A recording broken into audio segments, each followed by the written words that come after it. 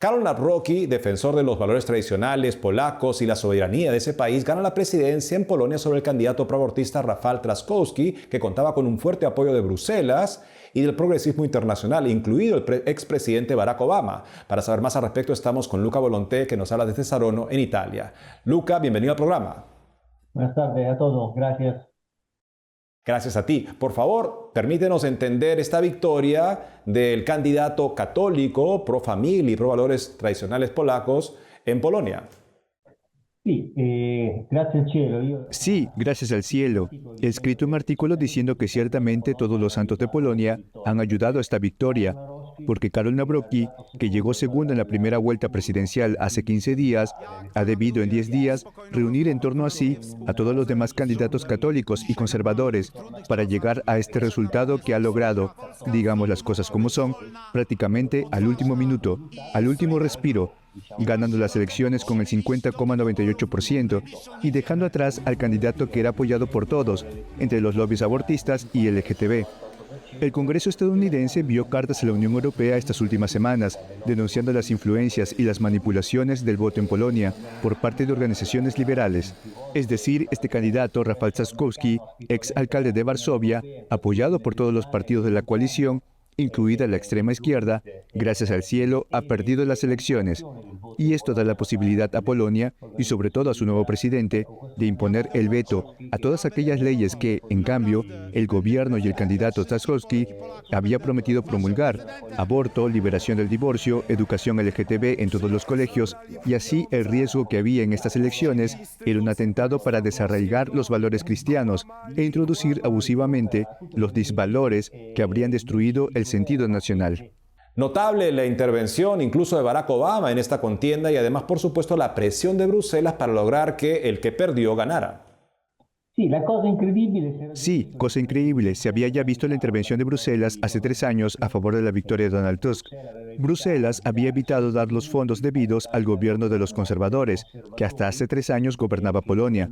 Había suspendido este financiamiento y apenas ganó las elecciones su amigo, su candidato, Donald Tusk, que ha creado una coalición de centro-izquierda. Mágicamente, estos miles de millones que años antes debieron haber sido entregados a Polonia, fueron entregados. La misma cosa pasó ahora.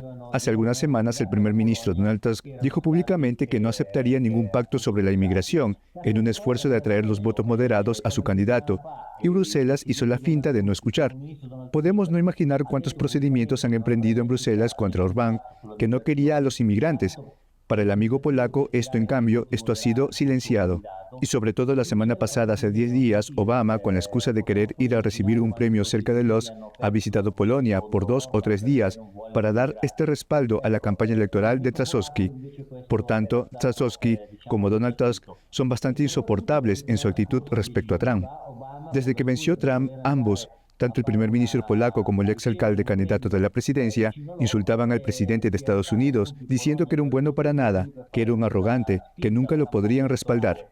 Por ende, para superar este problema de antiamericanismo, llamaron a su amigo Obama, que metió los pies en la mermelada, como decimos en Italia, y se metió a hacer campaña electoral a plena luz del sol, con una interferencia que tal vez ningún país en el mundo podría soportar. Y también en este caso Bruselas, que es siempre vigilante cuando se busca ayudar a los partidos conservadores. En cambio, cuando se hace campaña electoral, también desde el extranjero, con dinero o con la presencia, como en el caso de Obama, para los partidos y para los candidatos de centroizquierda, calla y aprueba. Luca Volonté, podemos alegrarnos de este resultado. Gracias por ayudarnos a comprenderlo mejor el día de hoy. Absolutamente sí. Ciertamente sí. Estamos muy agradecidos con lo que han hecho los católicos polacos. No se han dejado desalentar con lo que estaba sucediendo en los últimos meses contra la Iglesia. También los atentados que se habían dado, tantas agresiones, tantas legislaciones, también arrestos de sacerdotes acusados de todo tipo de delito, que luego resultaron ser inocentes, pero a la par muchas obras de caridad han sido destruidas por este gobierno, en Polonia, no en Rusia. Y por esto estamos aún más agradecidos a Polonia, que ha resistido, ha elegido un presidente joven, capaz y sobre todo, católico convencido. Y esto da la posibilidad a la entera Europa de ver hacia el futuro con un poco más de serenidad. Hay un primer ministro húngaro muy fuerte, hay un nuevo presidente de Polonia muy fuerte, y en septiembre serán las elecciones de la República Checa, en las cuales probablemente será elegido un primer ministro igualmente respetuoso de los valores cristianos y de la identidad nacional y europea. Tenemos al primer ministro eslovaco que está en la misma línea. Por lo tanto, se está formando poco a poco, como yo la llamo, una minoría, pero muy activa, que quiere impedir que Europa se convierta en el vertedero de los no valores que Estados Unidos buscó imponer durante el reinado de Biden y de las organizaciones pro aborto y pro LGTB. Luca Volonté, gracias por ayudarnos a entender el resultado de estas elecciones importantes en Polonia. Gracias, Boy. Buenas tardes. Gracias de todo.